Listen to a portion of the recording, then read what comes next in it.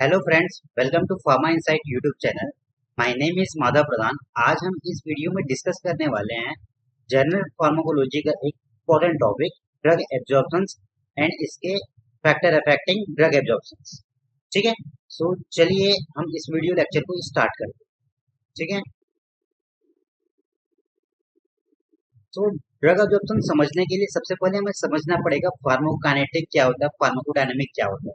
ठीक है, तो हम देखते हैं पहले ये क्या होता है। ठीक है, सो फार्माकोलॉजी क्या होता है हमारा, साइंस ऑफ ड्रग। ड्रग के बारे में कंप्लीट स्टडी क्या होते हैं, फार्माकोलॉजी बोलते हैं। ठीक है, इसके दो ब्रांचेस हैं, एक है फार्माकोकाइनेटिक और एक है हमारा फार्माकोडायनेमिक। ठीक है, फार्माकोकाइनेटिक को हम पीके बोलते हैं, फार्माकोडायनेमिक को हम पीडी बोलते हैं। ठीक है, सो फार्माको सो फार्माकोकाइनेटिक क्या होता है, what the body does to the drug, मतलब बॉडी क्या कर रहा है हमारे ड्रग को, ये क्या कहलाता है हमारा फार्माकोकाइनेटिक कहलाता है। और फार्माकोडायनेमिक क्या होता है, डायनेमिक मतलब क्या, ड्रग ड्रग क्या कर रहा है, drug does to the body, what the drug does to the body is known as pharmacokinetic. मतलब ड्रग क्या कर रहा है हमारे बॉडी को, क्या कहलाता है हमारा फार्माकोडायनेमिक कहलाता है। ठीक है, सो यहाँ पर जो फार्माकोकाइनेटिक है उसके चार पार्ट्स हैं। ठीक है, एब्जॉर्प्शन, डिस्ट्रीब्यूशन, मेटाबॉलिज्म, एक्सक्रीशन। ठीक है, ये चार क्या है, इसके टाइप्स पार्ट्स हैं। ठीक है, सो जो एब्जॉर्प्शन होता है वो हम आज डिटेल्स पे देखने वाले हैं। ठीक है, और अगर देखें हम फार्माकोडायनामिक में, डायनामिक मतलब क्या, एक्शन। ठीक है, वो कौन से एक्शन दिखा रहा है, इसमें हम क्या फोकस करते हैं, मैकेनिज्म ऑफ एक्शन फोकस करते हैं। वो किस रिसेप्टर से बाइंड कर रहा है या फिर किस एंजाइम्स को ब्लॉक कर रहा है, इनहिबिट कर रहा है, ये सब क्या कहते हैं हम देखते हैं किसमें, फार्माकोडायनामिक में। ठीक है, यहाँ पर देखो, यहाँ पर जो बॉडी है ना, बॉडी क्या कर रहा है, ये हमारा जो बॉडी है वो क्या कर रहा है, ड्रग को क्या कर रहा है, जैसे कि क्या करता है हमारा एब्जॉर्प्शन, डिस्ट्रीब्यूशन, मेटाबॉलिज्म, एक्सक्रीशन, ये बॉडी करता है हमारे ड्रग को। ठीक है, यहाँ पर देखो, ये जो मेडिसिन है ना, मेडिसिन क्या करता है हमारे बॉडी के अंदर रिसेप्टार्स पे बाइंड करता है, एंजाइम्स को एक्टिवेट या फिर इनहिबिट करता है और अपना एक्शन दिखाता है। ठीक है, इसको बोलते हैं क्या, फार्माकोडायनामिक बोलते हैं। ठीक है, सो हम देखते हैं एडीएमई क्या होता है शॉर्ट्स पे। ठीक है, सो देखो एडीएमई क्या होता है, ए फॉर एब्जॉर्प्शन। एब्जॉर्प्शन मतलब क्या, स्टोमक से या फिर इंटेस्टाइन से। ठीक है, स्टोमक या फिर इंटेस्टाइन से कहाँ पे जाना, हमारे ब्लड पे जाना। ठीक है, कहाँ पे जाना, ब्लड पे जाना, इसे क्या बोलते हैं हम, एब्जॉर्प्शन बोलते हैं। स्टोमक से कहाँ जाएगा, हमारे ब्लड में जाएगा। ठीक है, सो जो भी हम साइट ऑफ एडमिनिस्ट्रेशन है, वहां से कहाँ जा रहा है, ये हमारे ब्लड या फिर सिस्टमिक सर्कुलेशन में जाता है, उसी क्या बोलते हैं हम, एब्जॉर्प्शन। उसी प्रोसेस को बोलते हैं एब्जॉर्प्शन। ठीक है, अब ब्लड में जाने के बाद वो क्या करता है, वो डिस्ट्रीब्यूट होता है। क्या होता है, डिस्ट्रीब्यूट होता है। डिस्ट्रीब्यूशन मतलब क्या होता है, वो डिफरेंट डिफरेंट ऑर्गन्स पे जाता है। ठीक है, अपना अगर हार्ट पे कुछ काम करना है तो हार्ट पे जाएगा, किडनी पे काम करना है तो किडनी पे जाएगा, लंग्स पे काम करना है तो लंग्स में, ब्रेन में काम करना है तो ब्रेन में। डिपेंड करता है कि हम कौन सा ड्रग ले रहे हैं और किसके ट्रीटमेंट में यूज कर रहे हैं। अगर ब्रेन में कोई डिसीज हुआ है तो वो ब्रेन पे जाएगा, अगर हार्ट पे कोई डिसीज हुआ है तो हार्ट पे जाएगा, अगर किडनी पे कोई डिसीज हुआ है तो किडनी पे जाएगा। ठीक है, तो उसी को क्या बोलते हैं हम, डिस्ट्रीब्यूशन बोलते हैं। ठीक है, उसके बाद क्या होता है, डिस्ट्रीब्यूशन के बाद वो अपने जगह पे टारगेट ऑर्गन पे चला गया, उसके बाद वहां पर क्या करेगा, वो एक्शन दिखाएगा। ठीक है, उसको बोलते हैं फार्माकोडायनामिक।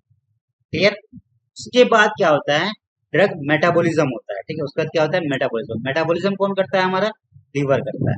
ठीक है, लीवर क्यों करता है, लीवर में क्या होते हैं, हेपेटोसाइट्स होते हैं, हेपेटोसाइट्स के अंदर में एंजाइम्स प्रेजेंट होते हैं, तो वो क्या करते हैं, मेटाबॉलिज्म कर देते हैं। मेटाबॉलिज्म मतलब क्या, वो जो नॉन पोलर ड्रग है उसको क्या में कन्वर्ट कर देगा, पोलर ड्रग में कन्वर्ट कर देता है। ठीक है, जैसे हमारे CYP450 एंजाइम्स होते हैं, ठीक है, वो कन्वर्ट कर देता है, वाटर सॉल्युबल बना देता है। और वाटर सॉल्युबल बनाने के बाद क्या होता है, वो एक्सट्रीशन होता है, एक्सक्रीश होता है। ठीक है, तो वो क्या होता है, movement of drug from the out of the movement of drug.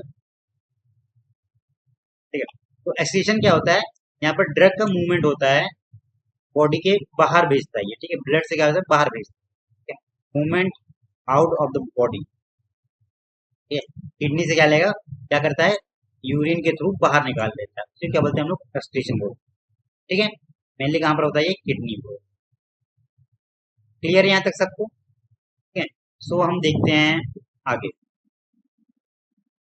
सो देखो, ये मान लेते हैं हमारा क्या जीआईटी है, यहाँ से हमारा ड्रग्स आ गए, ड्रग्स आने के बाद ये क्या होता है, हमारे ब्लड में जाता है, इसी क्या बोलते हैं हम लोग, एब्जॉर्प्शन बोलते हैं, ठीक है, इस प्रोसेस क्या बोलते हैं हम लोग, एब्जॉर्प्शन, ठीक है।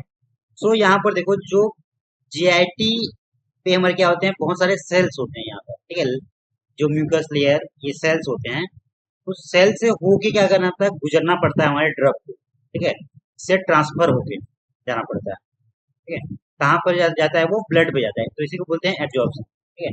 सो हम देखते हैं कि ये जो सेल्स के मेम्ब्रेन किससे बने हैं, ठीक है, देखो, जो सेल्स के मेम्ब्रेन है वो किससे बना है, फास्फोलिपिड बाइलेयर से बना हुआ है, ये एक सेमी परमिएबल बैरियर है, ठीक है, हर चीज इससे अंदर नहीं जा सकती, ठीक है, सेमी परमिएबल बैरियर है, only lipid soluble drugs can be cross, water soluble cross नहीं कर सकते, ठीक है।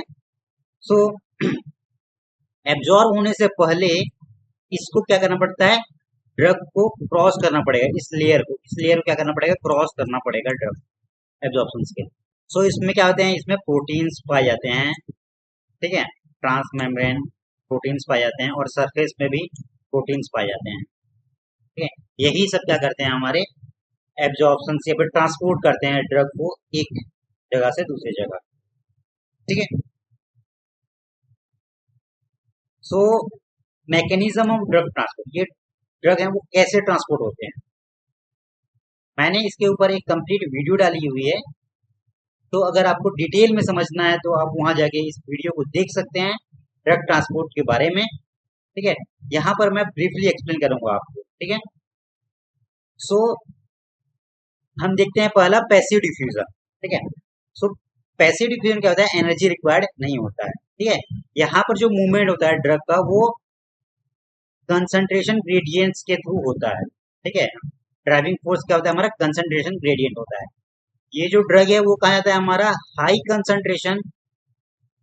कंसंट्रेशन से लो कंसंट्रेशन और मूव करता है, ठीक है, पैसिव डिफ्यूजन में यहाँ पर कंसंट्रेशन ग्रेडियंट होता है, जो लिपिड सॉल्युबल ड्रग है वही क्या करते हैं, पैसिव डिफ्यूजन फॉलो करते हैं, ठीक है, ये सरफेस एरिया बड़ा होता है, membrane thickness and degree of ionization depend करता है इसको क्या, पैसिव डिफ्यूजन होगा या फिर नहीं होगा, ठीक है।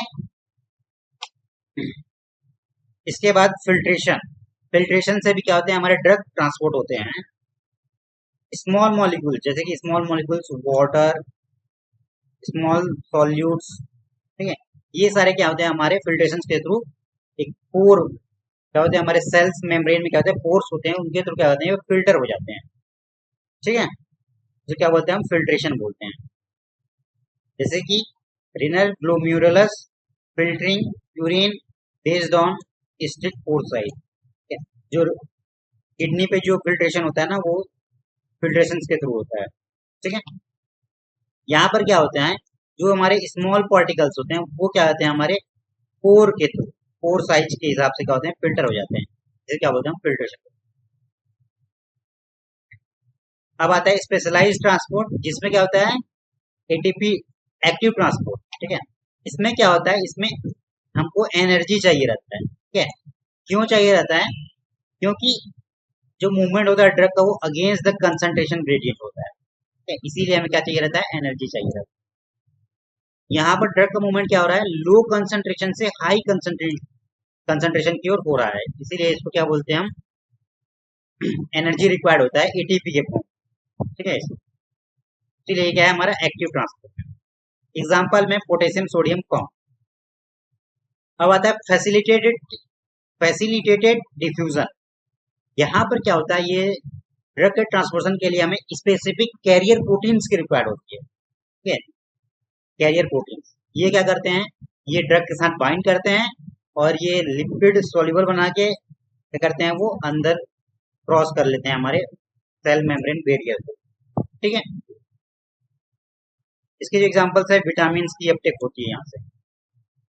पिनोसाइटोसिस, सेल ड्रिंकिंग, ठीक है। यहाँ पर क्या होता है, इनगल्फ होता है, ठीक है। जो लार्ज पार्टिकल्स होते हैं ना, उनका क्या होता है, गलफिंग होता है, ठीक है, वेसल्स बना के। जैसे कि एग्जांपल से मैक्रोफेजेस, इसमें आता है फैगोसाइटोसिस, पिनोसाइटोसिस, ठीक है, एंडोसाइटोसिस। तो ये उसका ऐसा प्रोसेस होता है। ये हमारा ड्रग है, वहां पर क्या होगा, ये सेल मेम्ब्रेन वेजिनेशन होता है, उसके बाद कंप्लीट क्या होगा, वेसिकल फॉर्मेशन, ठीक है। अब हम देखते हैं फैक्टर अफेक्टिंग एब्जॉर्प्शन, मतलब क्या, एब्जॉर्प्शन होने के लिए कौन कौन से फैक्टर्स क्या करते हैं, इसको अफेक्ट कर सकते हैं, बढ़ा सकते हैं, घटा सकते हैं, या और कुछ कर सकते हैं, ठीक है। तो हम देखते हैं क्या, फैक्टर अफेक्टिंग ड्रग एब्जॉर्प्शन। तो एब्जॉर्प्शन का डिफिनेशन क्या होता है, absorption is the movement of drug, ठीक है, from the site of admission to the systemic circulation, या फिर ब्लड में, ठीक है। तो यहाँ पर एब्जॉर्प्शन किसको बोलते हैं, movement of drug from the site of admission. जैसे हमने ओरली लिया तो हमारा साइट क्या हुआ, हमारा जीआईटी, जीआईटी से कहाँ जा रहा है, हमारा ब्लड पे जा रहा है, इसी को क्या बोलते हैं, हम एब्जॉर्प्शन बोलते हैं, ठीक है। तो इसके कौन कौन से फैक्टर्स हैं वो अफेक्ट कर सकते हैं, चलिए देखते हैं। सो पहला क्या है, एक्वस सॉल्युबिलिटी,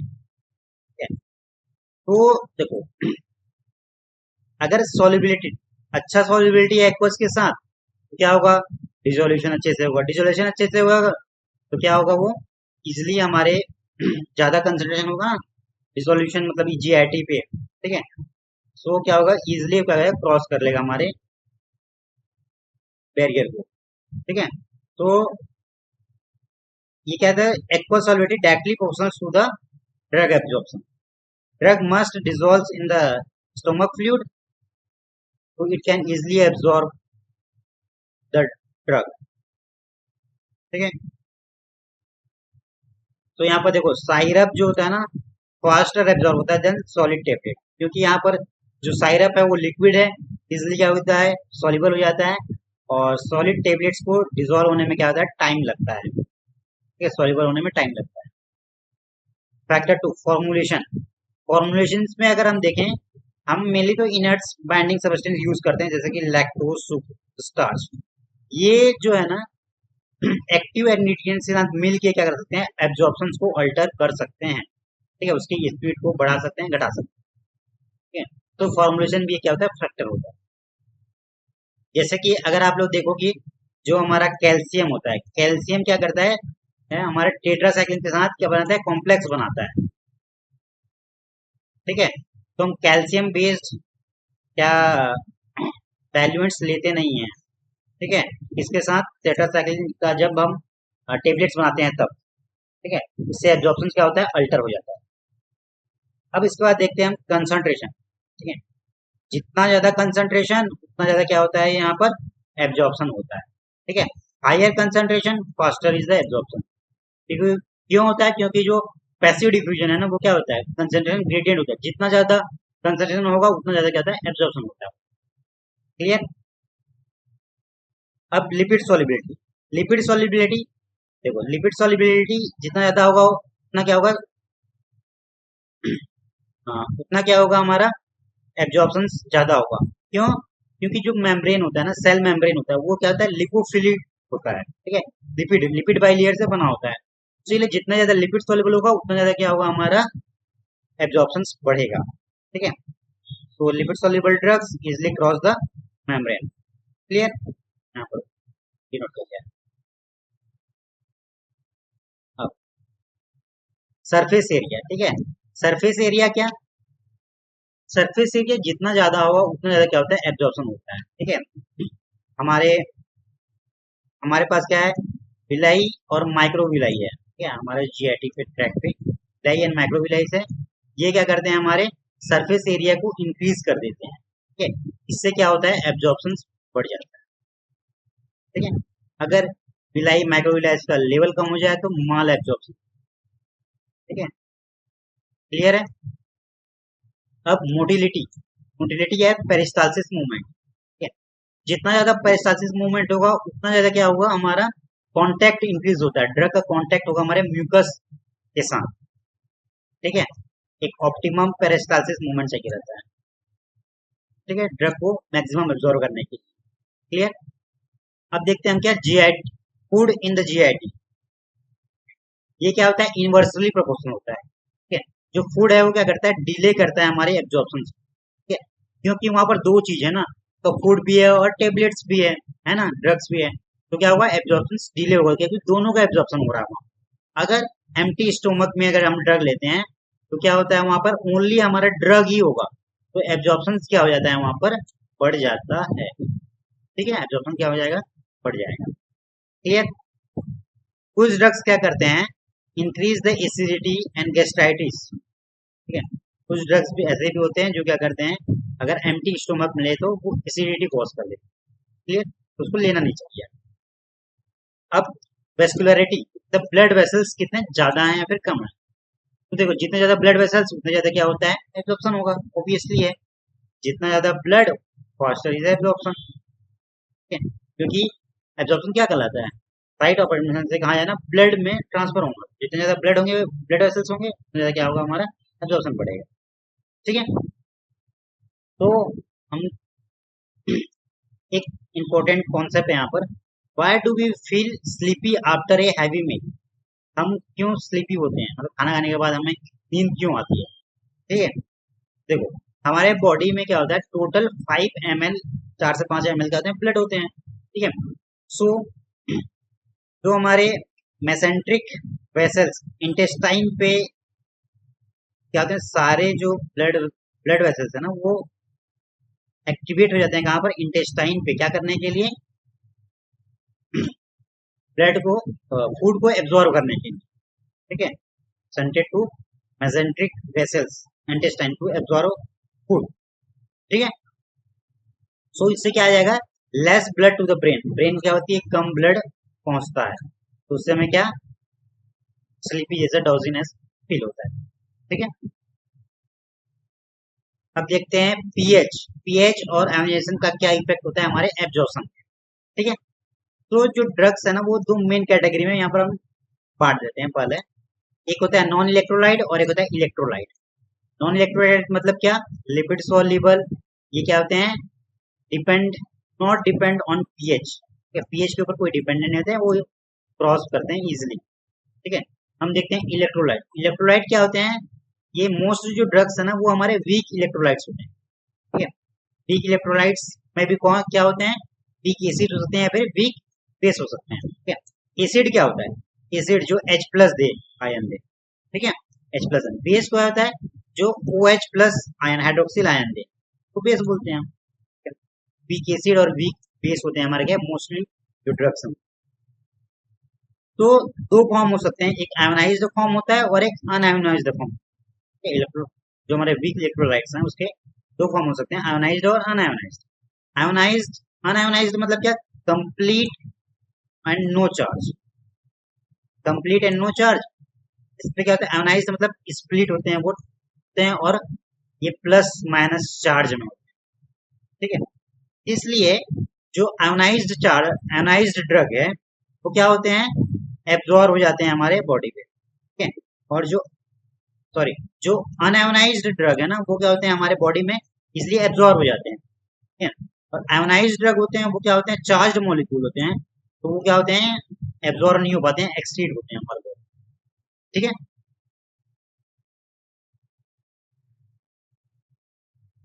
सो यहाँ पर मेन कॉन्सेप्ट देखते हैं पीएच और पीके का। ठीक है, सो ये जो कॉन्सेप्ट है ना, किसने दिया है? हेसलबैच इक्वेशन। हेसलबैच साइंटिस्ट ने दिया हुआ है, वो हेसलबैच इक्वेशन भी बोलते हैं। ठीक है, तो क्या होता है वो? PH is equal to pK plus log ionized upon unionized. ठीक है, ये मेनली एसिड के लिए हुआ है। ठीक है, पीके। सो यहाँ पर पीके क्या होता है? PK is the pH at which the drug is 50% ionised and 50% unionised. क्या बोलते हैं हम? पीके बोलते हैं। मतलब क्या? ऐसा पीएच जहां पर क्या, ड्रग 50% आयोनाइज्ड और अनआयोनाइज्ड है, उसको बोल देते हैं हम पीके। ए बोल, ठीक है। जैसे ये क्या है हमारा, ये 50 हो, अगर इसको देखें तो हम, ये हमारा क्या हो गया 50 हो गया, और अनआयोनाइज्ड क्या हो गया हमारा 50 हो गया। तो ये दोनों क्या है कैंसिल हो जाएंगे और क्या आ जाएगा 1, ठीक है। तो यहाँ पर क्या हो जाएगा log 1, log 1 का वैल्यू क्या होता है 0 होता है, log 1 का वैल्यू 0। सो क्या हो जाएगा हमारा, ये कंप्लीट हट जाएगा, pK is equal to pH, ठीक है। मतलब 50% आयोनाइज्ड और 50% अनआयोनाइज्ड फॉर्म ऐसा भी है जहाँ पर 50% आयोनाइज्ड और अनआयोनाइज्ड है, उसके वजह हम pK बोल, ठीक है। इसके कुछ सिनेरियोज देखते हैं। जब हमारा आयोनाइज्ड और अनआयोनाइज्ड जो है ना, इसका जो रेशियो है वो क्या है 1 आता है, तो हमारा क्या हो जाता है pK is equal to pKa हो जाता है, pH is equal to pKa हो जाता है, ठीक है।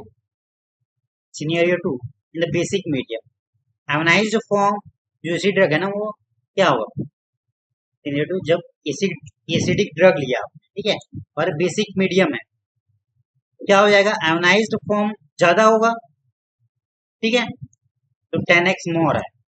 सो जो pH का फॉर्मूला क्या हो जाएगा, pH equal to pKa plus log 10 by A, ionized क्या है 10 है और ये अनआयोनाइज्ड 1 है, तो क्या हो जाएगा pH is equal to pKa plus 1, ठीक है।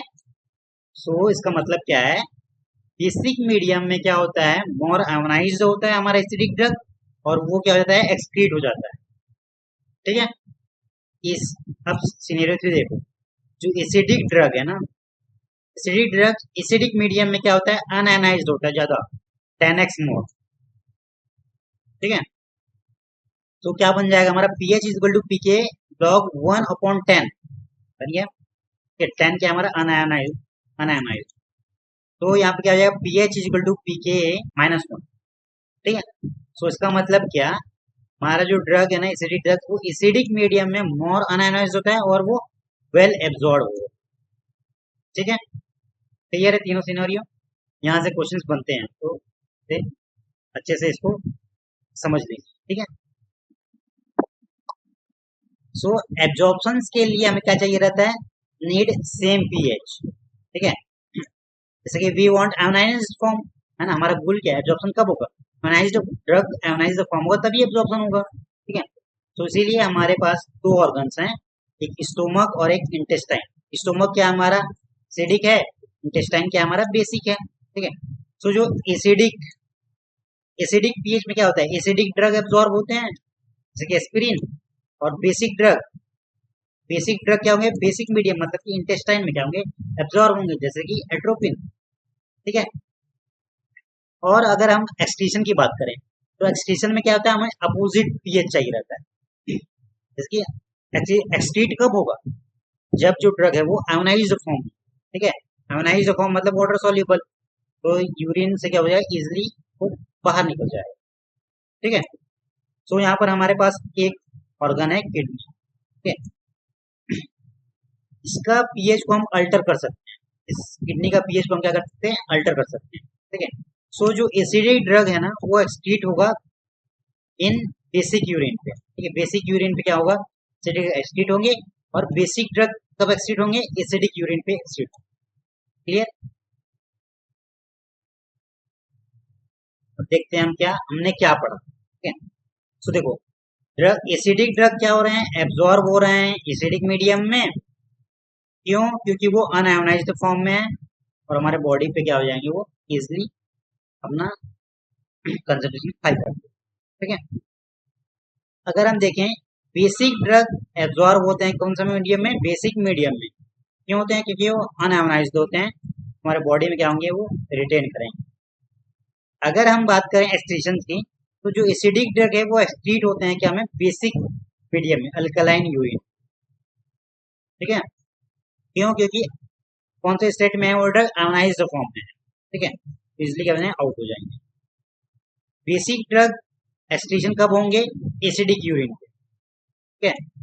क्यों, क्योंकि वो आयोनाइज्ड हो गए हैं, तो आराम से क्या हो जाएंगे हमारे बॉडी से बाहर निकल, ठीक है। सो यहाँ खत्म होता है हमारे drug absorption and factor affecting drug absorption और उसके इंपॉर्टेंट कॉन्सेप्ट्स, ठीक है। सो वीडियो कैसी लगी आप कमेंट में बताइए, अच्छी लगी तो लाइक करें, सब्सक्राइब करें। Thank you.